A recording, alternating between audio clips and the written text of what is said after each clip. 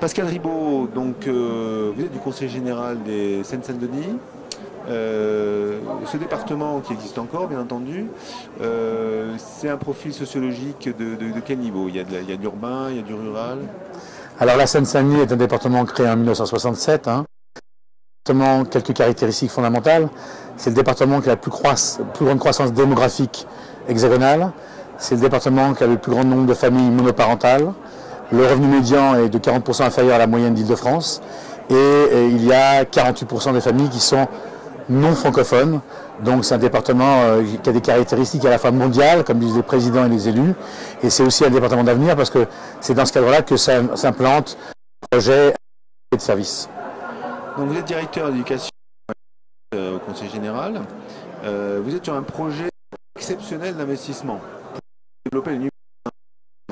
Voilà, nos élus, Claude Barthelone en premier et ensuite Stéphane Troussel, ont souhaité en 2010 que l'éducation, c'est le seul moyen pour des populations fragiles et qui viennent du monde entier de sortir par le haut, par l'école.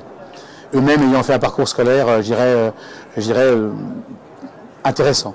Donc pour eux, ils ont décidé de rénover 21 collèges, d'en créer 5, dont un collège international. Et à cette rentrée, nous allons livrer 5 nouveaux collèges, 12 en où il y aura une machine par élève, aussi bien des portables, des PC, des visualiseurs, du 3D, tout ceci dans une architecture qui est financée par le département, très haut débit et fibre optique à notre possession.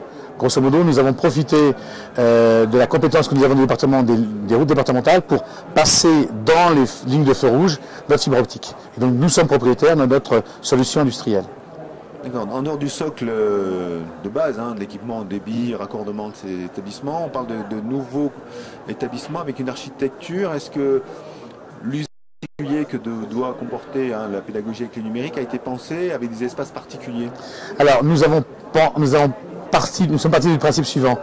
Le numérique est intégré à la vie quotidienne. Donc nous avons reformaté les salles de classe. Il n'y a plus de salle informatique. Toutes les salles sont informatiques. Tous les espaces sont informatiques.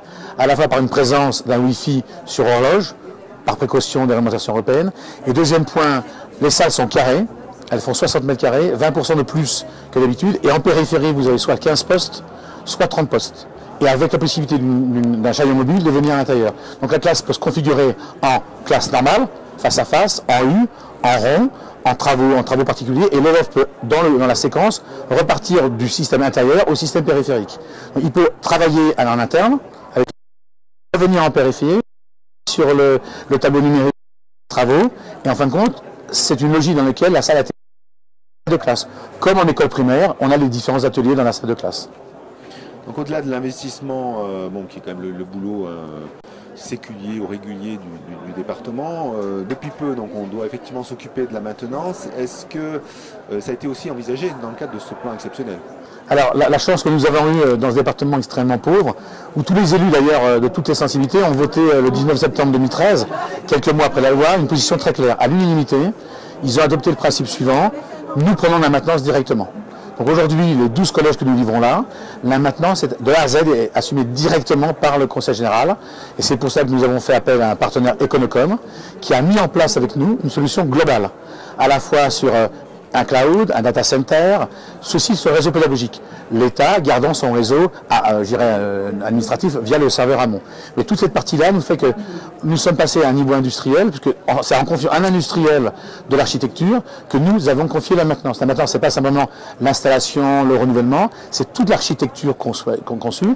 Nous avons fait appel aussi à travailler par rapport à une prise en main à distance, et dans les machines que nous avons achetées, avec Econocom, nous avons installé en liaison avec la doyenne des IEPR tous les logiciels qu'il fallait pour démarrer. Toutes les mises à jour seront communes.